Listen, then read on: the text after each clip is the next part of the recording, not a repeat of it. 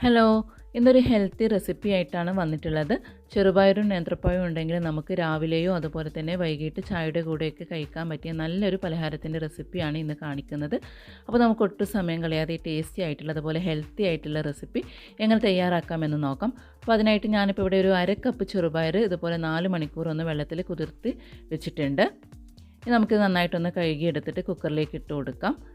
ഇനി ചെറുപയറിലേക്ക് ആവശ്യമായിട്ടുള്ള ഉപ്പ് ചേർക്കാം. അപ്പോൾ ഞാനിപ്പോൾ ഇവിടെ ഒരു 1/4 ടീസ്പൂൺ ഉപ്പ് ചേർക്കുന്നുണ്ട്. ഇനി ഇതിലേക്ക് 1 കപ്പ് വെള്ളം ചേർത്തിട്ട് നന്നായിട്ടൊന്ന് വേവിച്ചെടുക്കണം. അപ്പോൾ ഒരു 4 വിസിലൊക്കെ വന്നാൽ മതിയാകും. ഇനി ഇത് കുക്കറൊന്ന് അടച്ച് വെച്ചിട്ട് നന്നായിട്ടൊന്ന് വേവിച്ചെടുക്കുന്നുണ്ട്. ഈ സമയം ഇതിലേക്ക് 2 മീഡിയം സൈസിലുള്ള നേന്ത്രപ്പഴമാണ് എടുത്തിട്ടുള്ളത്. ഇനി ഇത് ചെറിയ കഷ്ണങ്ങളാക്കി ഒന്ന് മുറിച്ചെടുത്തിട്ടുണ്ട്. ഇനി ഒരു പാൻ ഒന്ന് ചൂടാക്കി അതിലേക്ക് ഒരു 2 ടേബിൾ സ്പൂൺ നെയ്യ് ഒഴിച്ച് കൊടുക്കാം.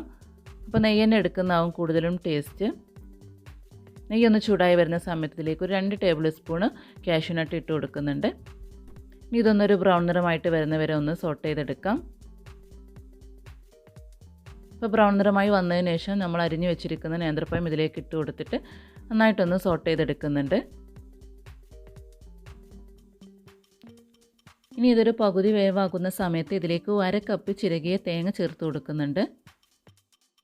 അപ്പോൾ തേങ്ങ എത്രത്തോളം ചേർക്കുന്നു അത്രയും ടേസ്റ്റ് കിട്ടും.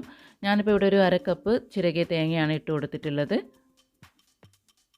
ഇനി ഇത് രണ്ടും കൂടെ നന്നായിട്ടൊന്ന് മിക്സ് ചെയ്തെടുത്തിട്ട് ഒന്നുകൂടെ ഒന്ന് വേവിച്ചെടുക്കാം.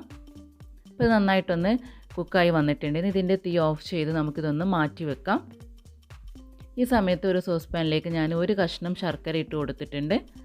ഇനി ഇതിലേക്ക് ഒരു 1/2 കപ്പ് വെള്ളം ചേർത്തിട്ട് ഇത് നന്നായിട്ടൊന്ന് മെൽറ്റാക്കി എടുക്കണം. അപ്പോൾ ശർക്കരയൊക്കെ നന്നായിട്ട് മെൽറ്റായിട്ട് വന്നിട്ടുണ്ട്. ഇനി തീ ഓഫ് ചെയ്ത് ഇതൊന്ന് അരിച്ചെടുത്ത് നമുക്കിതൊന്ന് മാറ്റി വെക്കാം.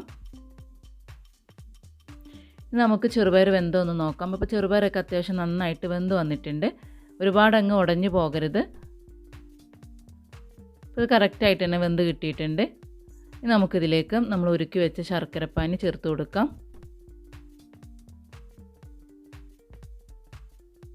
ഇനി ഇത് നന്നായിട്ടൊന്ന് മിക്സ് ചെയ്ത് കൊടുക്കാം.